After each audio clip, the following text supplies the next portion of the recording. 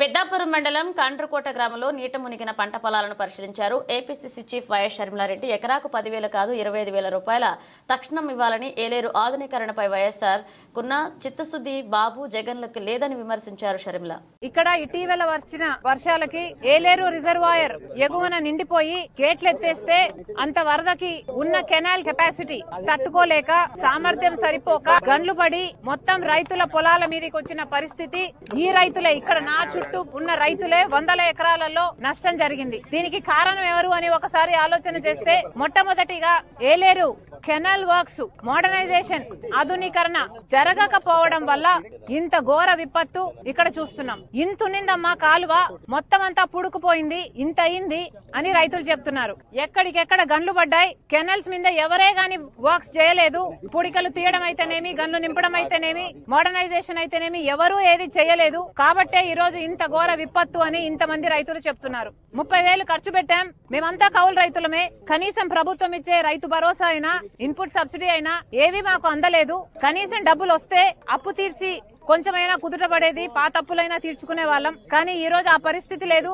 మొత్తం డబ్బు పోయింది. మేమంతా కౌలు రైతులమే. నష్టపరిహారం వచ్చినా రైతుకే వస్తుంది, కౌలు రైతులకైతే ఏమీ రావటం లేదు అని వీళ్ళు వాపోతున్నారు. వీటన్నిటికీ సమాధానం చెప్పాల్సింది ప్రభుత్వమే. అసలు రాజశేఖర్ రెడ్డి గారు ముఖ్యమంత్రిగా ఉన్న రోజుల్లో ఏలేరు రిజర్వాయర్ కింద ఉన్న కెనాల్స్ ని మోడర్నైజేషన్ చేయాలి, ఆధునీకరణ చేయాలి, దానిని ఎక్స్పాండ్ చేయాలి అని రాజశేఖర్ రెడ్డి గారు దానికోసం ఫండ్స్ శాంక్షన్ చేసి శంకుస్థాపన కూడా చేశారు. రైట్ కెనాల్, లెఫ్ట్ కెనాల్ అని పనులు కూడా మొదలు పెట్టారు. కానీ దురదృష్టవశాత్తు రాజశేఖర్ రెడ్డి గారు వెళ్లిపోయిన తర్వాత వచ్చిన ప్రభుత్వాలు ఒక్కటి కూడా పట్టించుకోలేదు. మన రాష్ట్రం 10 ఏళ్ల అయింది ఏర్పడి. కనీసం రాష్ట్రం ఏర్పడ్డాకైనా ఈ చిన్న రైతుల గురించి, వీళ్ళ గురించి ఆలోచన చేస్తారు అంటే 5 సంవత్సరాలు చంద్రబాబు గారు ముఖ్యమంత్రిగా ఉన్నారు. తర్వాత 5 సంవత్సరాలు జగన్మోహన్ రెడ్డి గారు ముఖ్యమంత్రిగా ఉన్నారు. ఇప్పుడు చంద్రబాబు గారు చెప్తున్న మాట జగన్మోహన్ రెడ్డి గారు కారణం. దీనికి జగన్మోహన్ రెడ్డి గారు మేము కాంట్రాక్ట్ ఇస్తే దాన్ని ఆనర్ చేయలేదు, క్యాన్సిల్ చేశాడు. పోనీ ఆయన వేరే పనులు చేశారా అంటే చేయలేదు, కాబట్టే ఈ ముప్పు వచ్చింది అని చంద్రబాబు గారు చెప్తున్నారు. మరి దీన్ని జగన్మోహన్ రెడ్డి గారు ఏం సమాధానం చెప్తారో చెప్పాలి. ఇది ఏ మాత్రం రిపేర్ వర్క్స్ చేస్తున్నా, దీన్ని మెయింటైన్ చేస్తున్నా ఈ రోజు రైతులకు ఇంత కష్టం వచ్చుండేది కాదు. మళ్లీ చెప్తున్నాం, చంద్రబాబు గారే చెప్తున్నారు 6 లక్షల ఎకరాలలో పంట నష్టం జరిగింది అని.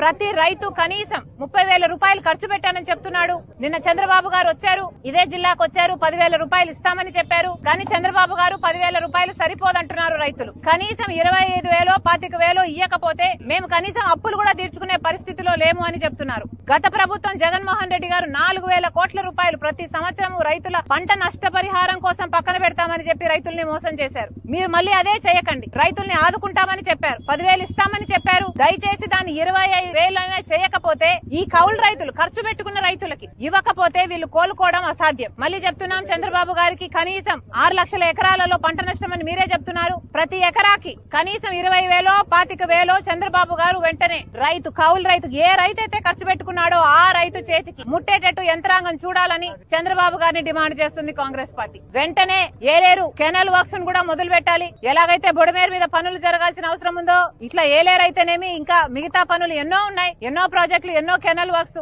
అన్నిటి మీద అవగాహన తెచ్చుకొని వెంటనే పనులు మొదలు పెట్టాలని కూడా కాంగ్రెస్ పార్టీ డిమాండ్ చేస్తుంది.